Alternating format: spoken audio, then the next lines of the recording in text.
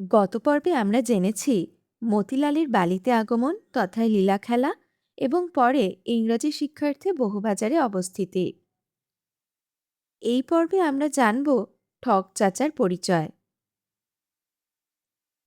শ্যামের নাগল পালাম না গোসই, ওগো মরমেতে মরে রই। টক টক পটাশ পটাশ।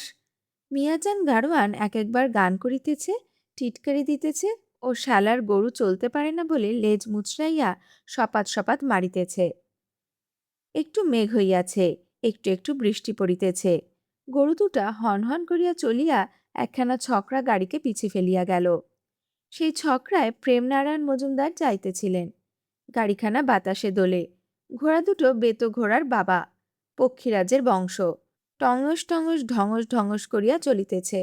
পটাপট পটাপট চাবুক পড়িতেছে, কিন্তু কোনো ক্রমেই চাল বেগড়ায় না। প্রেমনারায়ণ দুইটা ভাত মুখে দিয়া সওয়ার হইয়াছেন। গাড়ির হেঁকোচ হোঁকোচে প্রাণ ওষ্ঠাগত। গরুর গাড়ি এগিয়ে গেল, তাহাতে আরো বিরক্ত হইলেন। এ বিষয়ে প্রেমনারায়ণের দোষ দেওয়া মিছে। অভিমান ছাড়া লোক পাওয়া ভার। প্রায় সকলেই আপনাকে আপনি বড় জানে। এতটুকু মানের ত্রুটি হইলেই কেহ কেহ তেলে বেগুনে জ্বলে ওঠে। কেহ কেহ মুখটি গোঁজ করিয়া বসে থাকে। প্রেমনারায়ণ বিরক্ত হইয়া আপন মনের কথা আপনা আপনি বলিতে লাগিলেন। চাকরি করা ঝকমারি, চাকরে কুকুরের সমান। হুকুম করিলেই দৌড়িতে হয়। হলাগদার জ্বালায় চিরকালটা ঝুলে মরেছি। আমাকে খেতে দেয় নাই, শুতে দেয় নাই, আমার নামে গান বাঁধিত, সর্বদা খুদে পিঁপড়ার কামড়ের মতো ঠাট্টা করিত। আমাকে ত্যাক্ত করিবার জন্য রাস্তার ছোড়াদের টুইয়ে দিত ও মধ্যে মধ্যে আপনারাও আমার পিছনে হাততালি দিয়া হো হো করিত। এসব সহিয়া কোন ভালো মানুষ টিকিতে পারে? ইহাতে সহজ মানুষ পাগল হয়। আমি যে কলিকাতা ছেড়ে পালাই নাই, এই আমার বাহাদুরি। আমার বড় গুরু বলো যে অদ্যাপি সরকারগিরি কর্মটি বজায় আছে। ছোড়াদের যেমন কর্ম তেমনই ফল। এখন জেলে পচে মরুক, আর যেন খালাস না হয়। কিন্তু একথা কেবল কথার কথা। আমি নিজেই খালাসের তদবিরে যাইতেছি। মনিবরে কর্ম, চারা কি? মানুষকে পেটের জ্বালায় সব করিতে হয়। বৈদ্যবাটির বাবুরাম বাবু বাবু হইয়া বসিয়া আছেন, হরে পা টিপিতেছেন।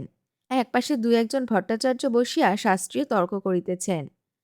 আজ লাউ খেতে আছে, কাল বেগুন খেতে নাই, লবণ দিয়া দুগ্ধ খাইলে সদ্য গোমাংস ভক্ষণ করা হয়, ইত্যাদি কথা লইয়া ঢেঁকির কচকচি করিতেছেন। একপাশে কয়েকজন শতরঞ্জ খেলিতেছে। তাহার মধ্যে একজন খেলোয়াড় মাথায় হাত দিয়া ভাবিতেছে, তাহার সর্বনাশ উপস্থিত। উৎসার কিস্তিতেই মাত। একপাশে দুই একজন গায়ক যন্ত্র মিলাইতেছে। তানপুরা মেয় মেয় করিয়া ডাকিতেছে। একপাশে মুহুরীরা বসিয়া খাতা লিখিতেছে। সম্মুখে কর্জদার প্রজা ও মহাজন সকলে দাঁড়াইয়া আছে। অনেকের দেনা পাওনার ডিগ্রি ডিসমিস হইতেছে। বৈঠকখানা লোকে থই থই করিতেছে। মহাজনেরা কেহ কেহ বলিতেছে, মহাশয়, কাহার 3 বৎসর, কাহার 4 বৎসর হইল আমার জিনিস সরবরাহ করিয়াছি, কিন্তু টাকা না পাওয়াতে বড় ক্লেশ হইতেছে। আমরা অনেক হাঁটাহাঁটি করিলাম, আমাদের কাজকর্ম সব গেল। খুচরা খুচরা মহাজনেরা যথা তেলওয়ালা, কাঠওয়ালা, সন্দেশওয়ালা, তাহারাও কেঁদে কোকিয়া কহিতেছে, মহাশয়, আমরা মারা গেলাম, আমাদের পুঁটি মাছের প্রাণ। এমন করিলে আমরা কেমন করে বাঁচিতে পারি? টাকার তাগাদা করিতে করিতে আমাদের পায়ের বাঁধন ছিঁড়িয়া গেল। আমাদের দোকানপাট সব বন্ধ হইল।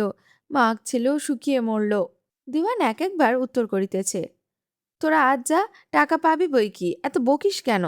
তাহার উপর যে চোরে কথা কহিতেছে, অমনি বাবুরাম বাবু চোখ মুখ ঘুরাইয়া তাহাকে গালিগালাজ দিয়া বাহির করিয়া দিতেছেন।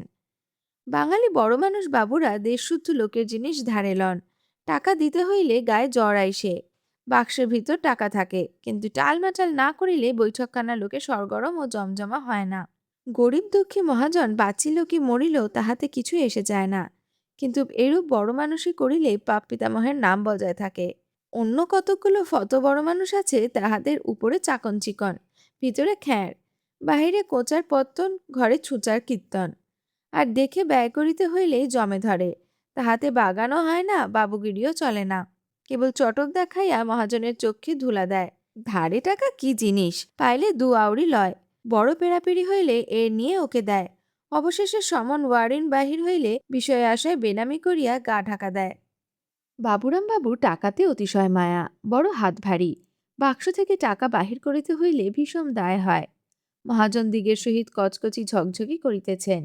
ইতিমধ্যে প্রেমনারায়ণ মজুমদার আসিয়া উপস্থিত হইলেন। এবং কলিকাতার সকল সমাচার কানে কানে বলিলেন। বাবুরাম বাবু শুনিয়া স্তব্ধ হইয়া থাকিলেন।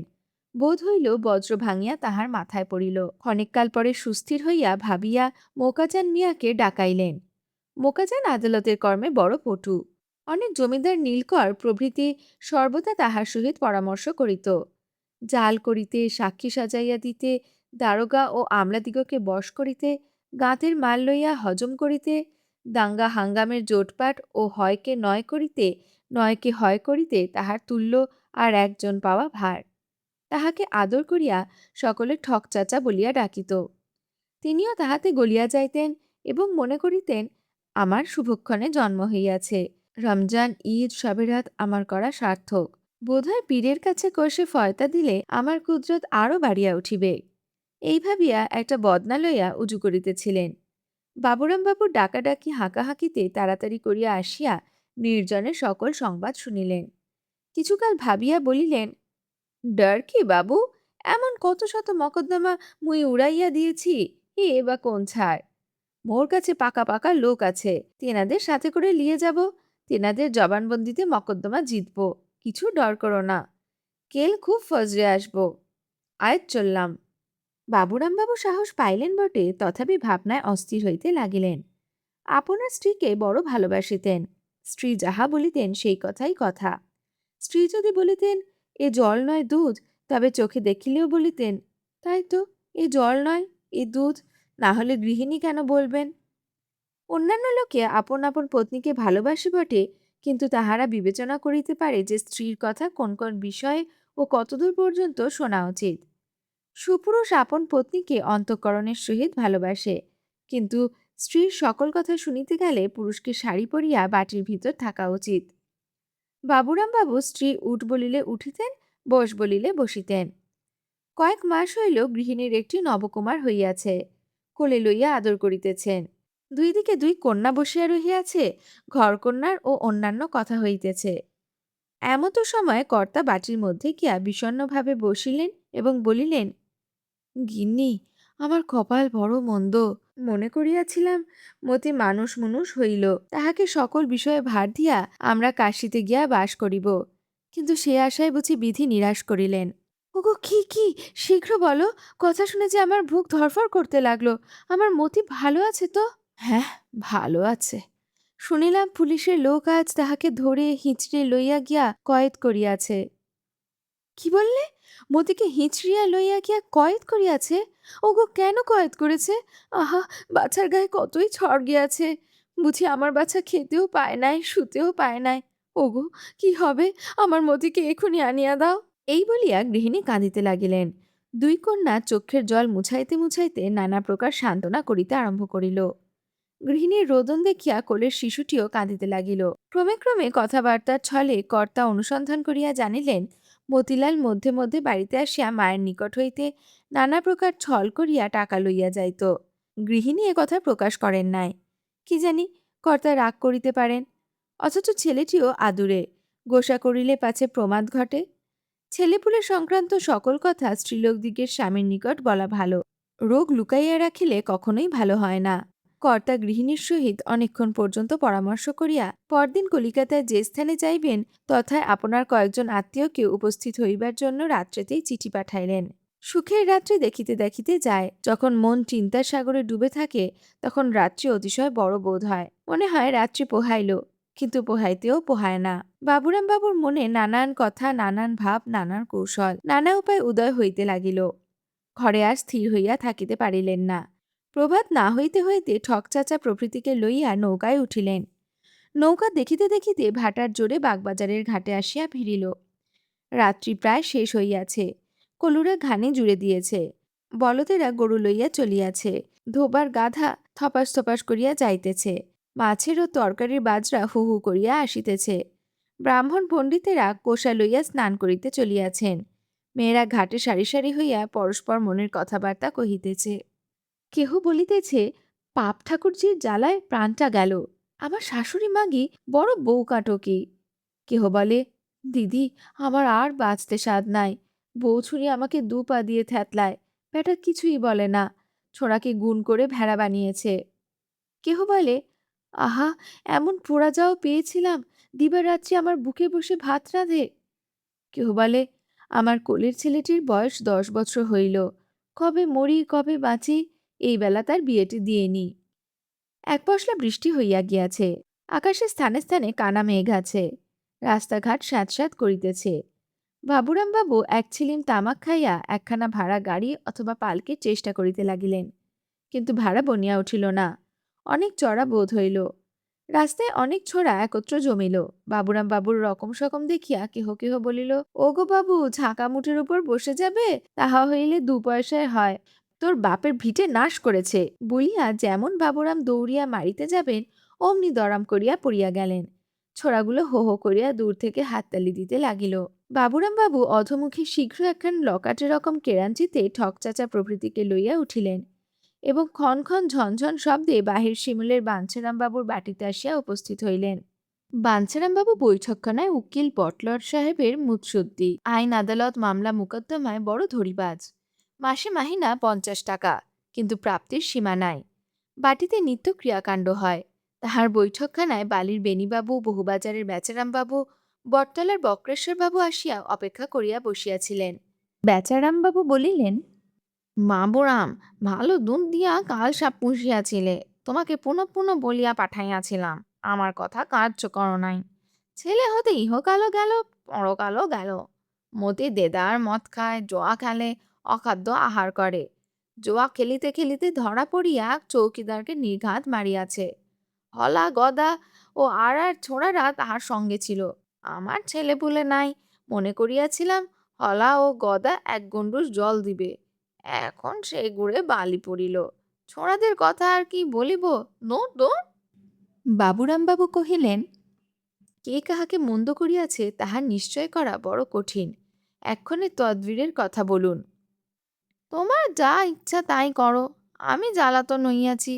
রাত্রে ঠাকুর ঘরের ভিতর যাইয়া বোতল বোতল মদ খায়, চরস গাঁজার ধোঁয়াতে কড়িকাঠ কাল করিয়াছে, রূপা সোনার জিনিস চুরি করিয়া বিক্রি করিয়াছে।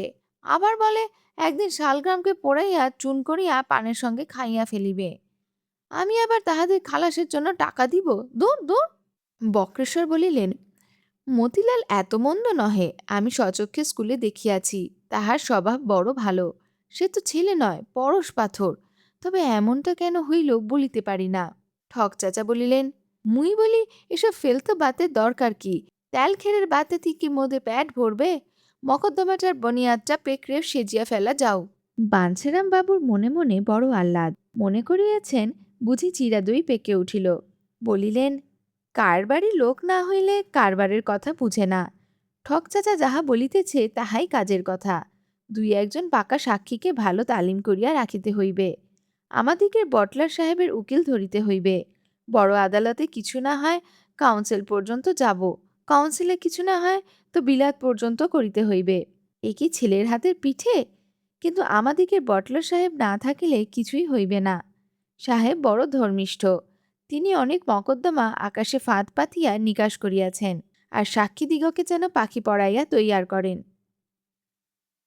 বক্রেশ্বরবাবু বলিলেন, আপদে পড়িলেই বিদ্যাবুদ্ধির আবশ্যক হয়, মকদ্দমার তদবির অবশ্যই করিতে হইবে। বেতদবিরে দাঁড়িয়ে হারা ও হাততালি খাওয়া কি ভালো? বাঞ্ছারামবাবু বলিলেন, বটলার সাহেবের মতো বুদ্ধিমান উকিল আর দেখিতে পাই না, তাহার বুদ্ধির বলিহারি। এই সকল মকদ্দমা তিনি 3 কথাতে উড়াইয়া দিবেন। এক্ষণে শীঘ্র উঠুন, তাহার বাটিতে চলুন।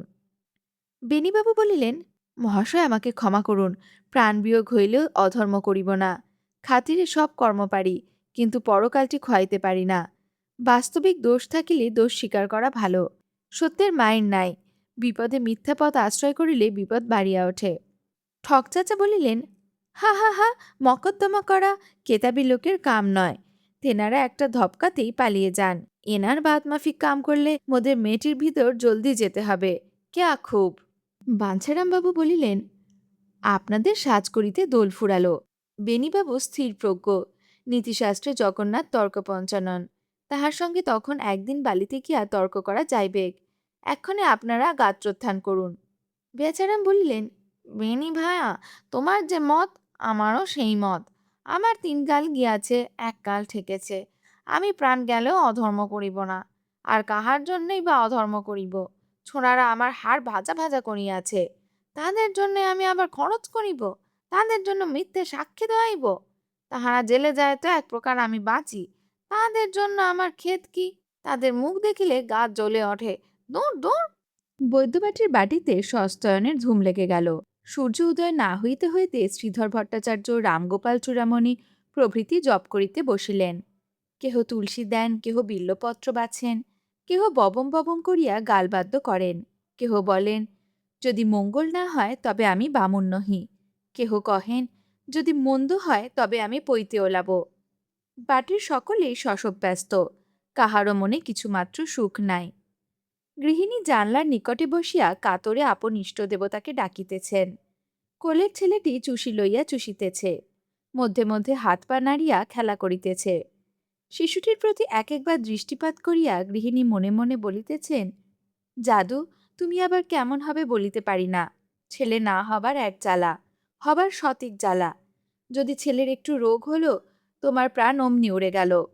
ছেলে কিসে ভালো হবে এজন্য মা শরীর একেবারে ঢেলে দেয়, তখন খাওয়া বলো শোয়া বলো সব দূরে যায়। দিনকে দিন জ্ঞান হয় না, রাতকে রাত জ্ঞান হয় না। এত দুঃখের ছেলে বড় হয়ে যদি সুসন্তান হয় তবেই সব সার্থক, তা না হলে মার জীবন্তে মৃত্যু। সংসারে কিছুই ভালো লাগে না, পাড়াপড়শির কাছে মুখ দেখাইতে ইচ্ছা হয় না, বড় মুখটি ছোট হয়ে যায়, আর মনে হয় যে পৃথিবীর দোফাঁক হও, আমি তোমার ভিতর সেঁদুই। মতিকে যে করে মানুষ করেছি তা গুরুদেবই জানেন, এখন বাছা উঠতে শিখে আমাকে ভালো সাজাই দিতেছেন।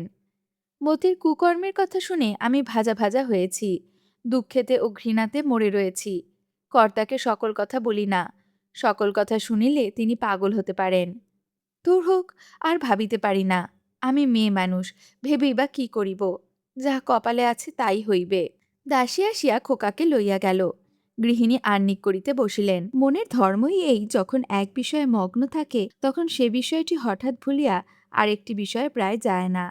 এই কারণে গৃহিণী আহ্নিক করিতে বসিয়াও আহ্নিক করিতে পারিলেন না। এক একবার যত্ন করেন জপে মন দিই, কিন্তু মন সেদিকে যায় না। মতির কথা মনে উদয় হইতে লাগিল। সে যেন প্রবল স্রোত, কার সাধ্য নিবারণ করে। কখনো কখনো বোধ হইতে লাগিল তাহার কয়েদ হুকুম হইয়াছে, তাহাকে বাঁধিয়া জেলে লইয়া যাইতেছে। তাহার পিতা নিকটে দাঁড়াইয়া আছেন, দুঃখেতে ঘাড় হেঁট করিয়া রোদন করিতেছেন।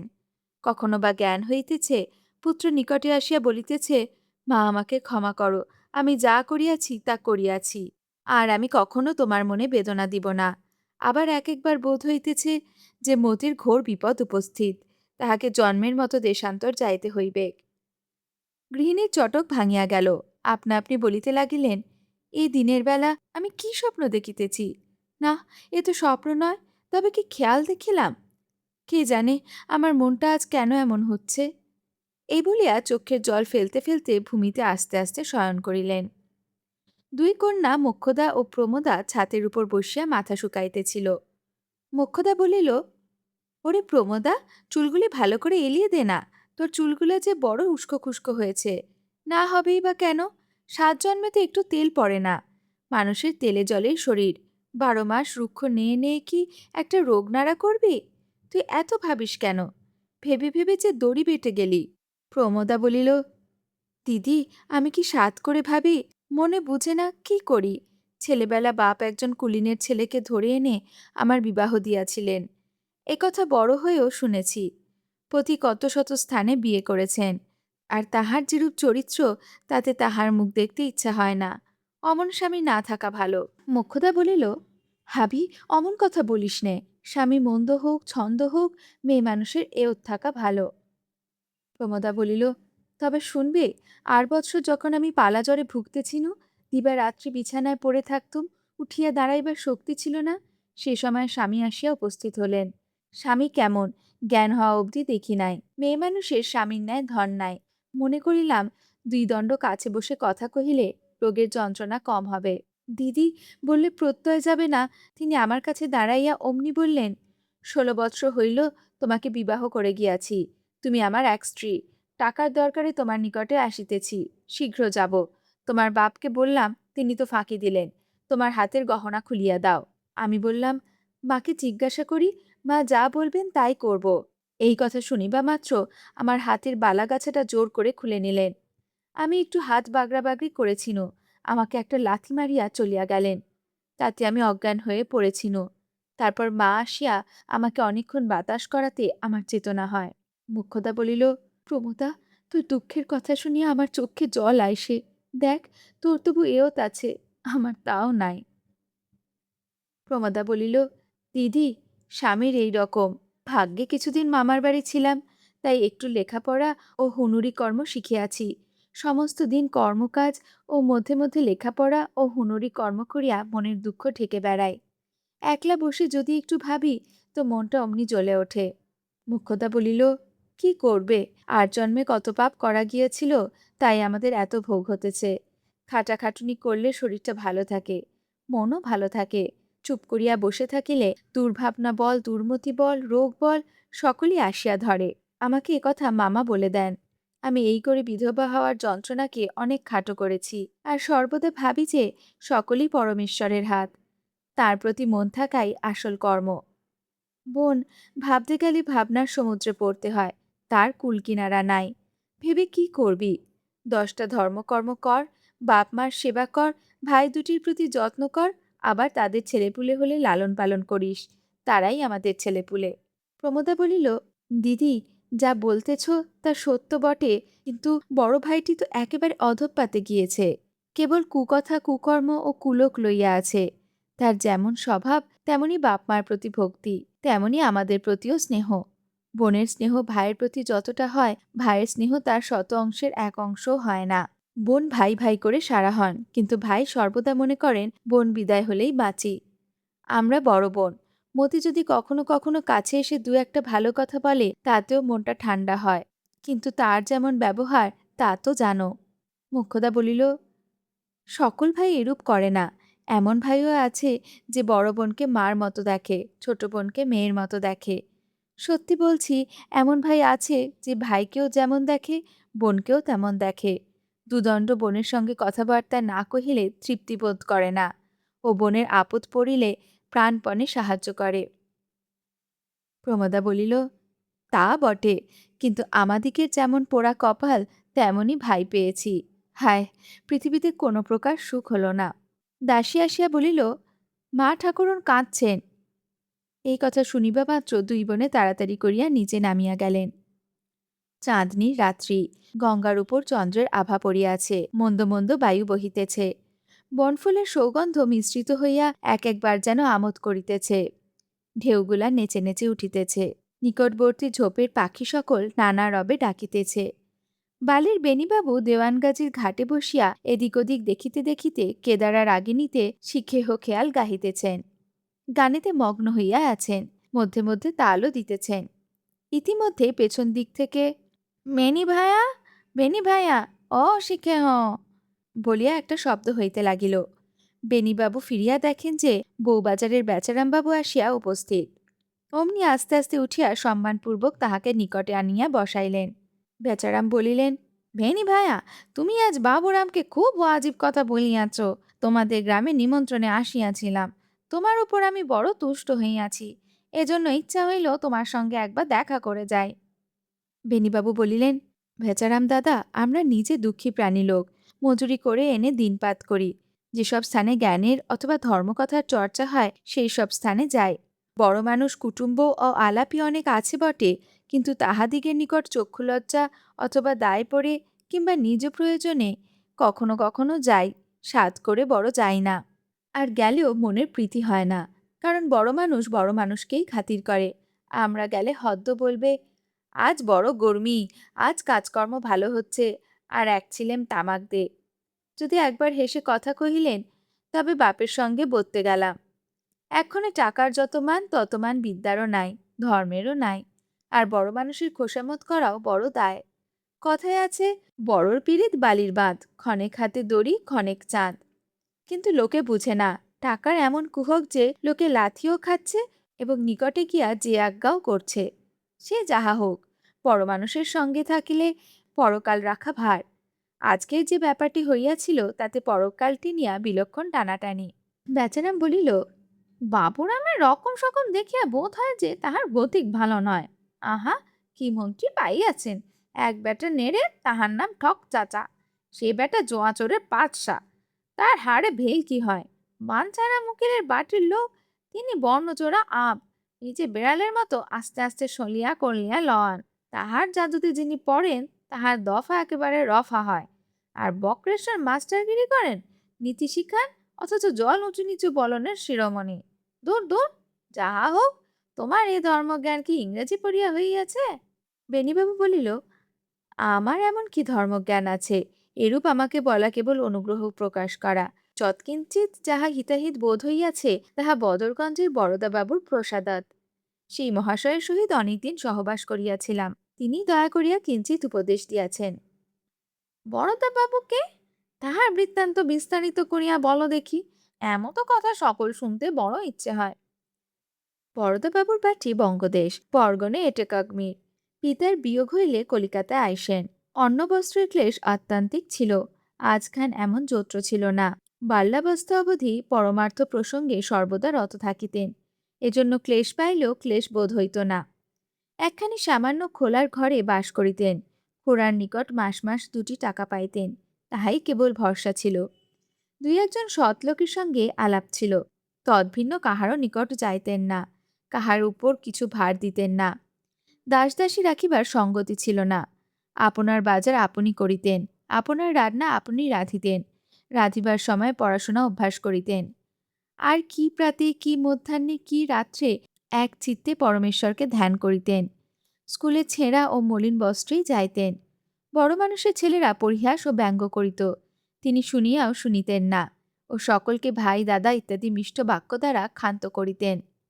ইংরাজি পড়িলে অনেকের মনে মাৎসর্য হয়, তাহারা পৃথিবীকে সরাখান দেখে। বরদাবাবুর মনে কোনো প্রকার মাৎসর্য করিতে পারিত না, তাহার স্বভাব অতি শান্ত ও নম্র ছিল। বিদ্যা শিখিয়া স্কুল ত্যাগ করিলেন। স্কুল ত্যাগ করিবা মাত্র স্কুলে একটি 30 টাকার কর্ম হইল। তাহাতে আপনি ও মা ও স্ত্রী ও খুড়ার পুত্রকে বাসায় আনিয়া রাখিলেন, এবং তাহারা কিরূপে ভালো থাকিবেন তাহাতেই অতিশয় যত্ন করিতে লাগিলেন। বাসার নিকট অনেক গরিব দুঃখী লোক ছিল, তাহাদিগের সর্বদা তত্ত্ব করিতেন, আপনার সাধ্যক্রমে দান করিতেন, ও কাহারও পীড়া হইলে আপনি গিয়া দেখিতেন এবং ঔষধাদি আনিয়া দিতেন। ওই সকল লোকের ছেলেরা অর্থভাবে স্কুলে পড়িতে পারিত না, এজন্য প্রাতে তিনি আপনি তাহাদিগকে পড়াইতেন। খুড়ার কাল হইলে খুড়তুতো ভাইয়ের ঘোরতর ব্যাম হয়, তাহার নিকট দিনরাত বসিয়া সেবা শুশ্রূষা করেন, তাহাতে তিনি আরাম হন। বরদাবাবুর খুড়ির প্রতি অসাধারণ ভক্তি ছিল, তাহাকে মায়ের মতো দেখিতেন। অনেকের পরমার্থ বিষয়ে শ্মশান বৈরাগ্য দেখা যায়। বন্ধু অথবা পরিবারের মধ্যে কাহারও বিয়োগ হইলে, অথবা কেহ কোনো বিপদে পড়িলে জগৎ অসার ও পরমেশ্বরের সারাৎসার এই বোধ হয়। বরদাবাবুর মনে ওই ভাব নিরন্তর আছে, তাহার সহিত আলাপ অথবা তাহার কর্ম দ্বারা তাহা জানা যায়, কিন্তু তিনি একথা লইয়া অন্যের কাছে ভরং করেন না। তিনি চটুকে মানুষ নহেন, চাক ও চটকের জন্য কোনো কর্ম করেন না। সৎকর্ম যাহা করেন তাহা অতি গোপনে করিয়া থাকেন।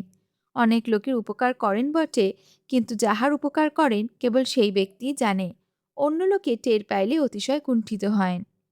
তিনি নানা প্রকার বিদ্যা জানেন, কিন্তু তাহার অভিমান কিছুমাত্র নাই।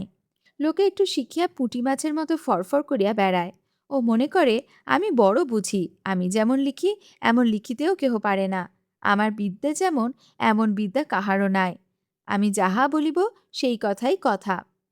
বরদাবাবু অন্য প্রকার ব্যক্তি, তাহার বিদ্যা বুদ্ধি প্রগাঢ়, অথচ সামান্য লোকের কথাও অগ্রাহ্য করেন না, এবং মতান্তরে কোনো কথা শুনিলে কিছুমাত্র বিরক্তও হয়েন না, বরং আহ্লাদপূর্বক শুনিয়া আপন মতে দোষগুণ পুনর্বার বিবেচনা করেন।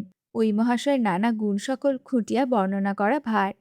মোট এই বলা যাইতে পারে যে, তাহার মতো নম্র ও ধর্মভীত লোক কেহ কখনো দেখে নাই। প্রাণবিয়োগ হইলেও কখনো অধর্মে তাহার মতি হয় না। এমতা লোকের সহবাসে সৎ উপদেশ পাওয়া যায়, বহি পড়িলে তত হয় না। এমতো লোকের কথা শুনে কান জোড়ায়। রাত অনেক হইল, পাড়াপাড়ের পথ মাটি যায়, কাল যেন পুলিশে একবার দেখা হয়। পরবর্তী পর্বে আমরা জানব কলিকাতার আদি বৃত্তান্ত, জাস্টিস অফ পিস নিয়োগ, পুলিশ বর্ণন, মতিলালের পুলিশি বিচার ও খালাস।